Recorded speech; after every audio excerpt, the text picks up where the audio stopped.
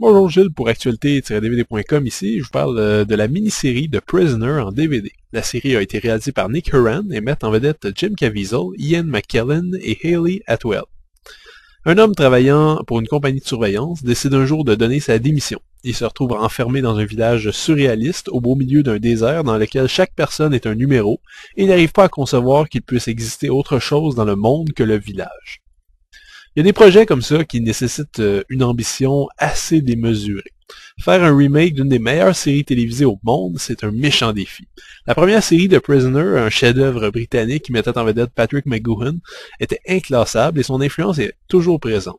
À chaque épisode, le chef du village, 2, lançait un nouveau défi au héros, numéro 6, afin de le briser psychologiquement et de finir par obtenir des informations. Quelles informations? On n'en avait pas la moindre idée, et finalement c'était pas si important. Les règles du jeu étaient claires. 2 imaginaient les pires épreuves psychologiques afin de briser 6, et en règle générale, 6 l'emportait à la fin, ce qui faisait en sorte que 2 disparaissait et qu'un nouveau 2 arrivait la semaine suivante. La série fusionnait satire, allégorie, science-fiction et espionnage et se permettait alors de traiter de nombreux sujets politiques, sociaux ou philosophiques, par exemple, sur la pertinence de la démocratie ou sur l'existence de l'individu en société. The Prisoner était une série unique, cérébrale et intelligente tout en restant extrêmement divertissante. Plus de 40 ans après, on s'est dit qu'une reprise devait valoir le coup, et laissez-moi vous dire que les amateurs de la série originale vont être salement déçus. Je dois absolument commencer par ça pour éviter toute confusion. The Prisoner moderne n'a absolument rien à voir avec la version originale, à part certains éléments de forme, comme les numéros ou le principe du village, et évidemment la célèbre boule blanche chien de garde. Sur le fond, on a affaire à autre chose complètement. Ce qui n'est pas forcément un défaut, à mon avis, puisqu'on limite alors au maximum la comparaison avec l'original. Mais si on voulait à ce point éviter la comparaison, pourquoi alors avoir appelé ça The Prisoner? Bref, si la version Patrick McGoohan était bien de son époque, avec des références à la guerre froide et un héros droit, strict, plein d'humour et de flegme, qui gardait la tête froide à presque toutes les occasions, la version de Jim Caviezel est adaptée davantage au 21e siècle, avec l'idée de la perte de vie privée, du doute sans cesse grandissant du héros. C'est pour moi ce qui différencie le plus cette relecture. Le héros n'est plus sûr de rien dès le début, il remet son état mental en question très rapidement. Jim Caviezel joue pas une version modernisée de 6, il est une autre personne carrément, beaucoup plus fragile et vulnérable que le personnage de Patrick McGoohan. En fait, la majeure partie du temps, c'est 2, interprété avec intensité par Ian McKellen, qui semble le contrôler sans trop de problèmes. L'équilibre entre la rationalité et la folie est vraiment une constante dans cette série, et c'est aussi un élément qui est mis en valeur par un montage très rapide qui mêle flashback, images symboliques à la moindre occasion. Si j'avais à comparer cette série, ce serait davantage en fait avec la mini-série Wild Palms avec James Belushi, qui est assez obscur mais qui vaut la peine, et qui ressemble beaucoup plus donc à ce nouveau Prisoner qu'à l'ancien.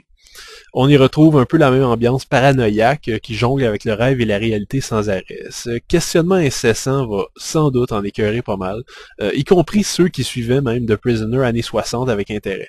Par contre, si comme moi, vous aimez la science-fiction et particulièrement les livres de Philip K. Dick, vous serez jamais vraiment perdu et reconnaîtrez facilement l'atmosphère propre aux livres les plus déstabilisants de l'auteur. Et paradoxalement, même si l'ancienne série restait beaucoup plus claire et ne cherchait pas à perdre volontairement le spectateur dans un labyrinthe narratif, comme c'est le cas ici, elle reste à la fin beaucoup plus ambiguë que cette version moderne qui, malheureusement, explique un peu trop.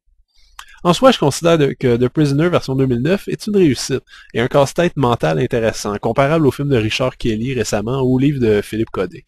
Vous devez donc accepter qu'on joue sans cesse avec votre perception de la réalité, de ce qui se passe dans l'histoire, parce que vous serez jamais vraiment sûr. Si par contre vous vouliez simplement une version moderne de The Prisoner, et en soi c'est pas vraiment une demande déraisonnable puisque le projet a été vendu comme tel, ben vous allez être déçu de ne pas retrouver grand chose qui faisait que la première série était si marquante.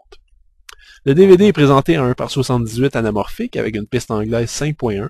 Des sous-titres anglais et français sont également disponibles sur les épisodes, mais pas sur les bonus. Chacun des 6 épisodes vient avec une série de scènes supprimées, intéressantes si vous avez accroché à l'histoire, et 2 de ces épisodes, le premier et le dernier, ont droit à une piste de commentaires du producteur et du monteur. Le 3e DVD contient tous les bonus, à commencer par une séquence d'environ 15 minutes sur le tournage de la série, ensuite un documentaire sur la série qui devrait répondre à toutes les questions qui vous restaient si vous n'avez pas encore compris à la fin du dernier épisode, des extraits de la conférence de présentation de la série au Comic-Con en 2009, je crois, ainsi qu'une drôle d'entrevue avec Ian McKellen sur le tournage. The Prisoner, comme son ancêtre, va passer ou casser. Malheureusement, dans l'ombre de son illustre prédécesseur, il risque de casser davantage que de passer. Il faut vraiment oublier la série de Patrick McGoohan, qui reste évidemment de loin supérieure, et voir cette relecture comme une petite histoire de science-fiction existentialiste vaguement inspirée. C'est un hommage plus qu'un remake et sa courte durée lui évite de traiter de beaucoup de sujets philosophiques. Malgré tout, j'ai bien aimé cette version. Si vous aimez les histoires de remise en question de la réalité, comme je parlais, comme par exemple Existence, Dark City, l'échelle de Jacob, ou que vous tripez sur Philippe K. Dick, je pense que vous devriez trouver de quoi vous contenter ici.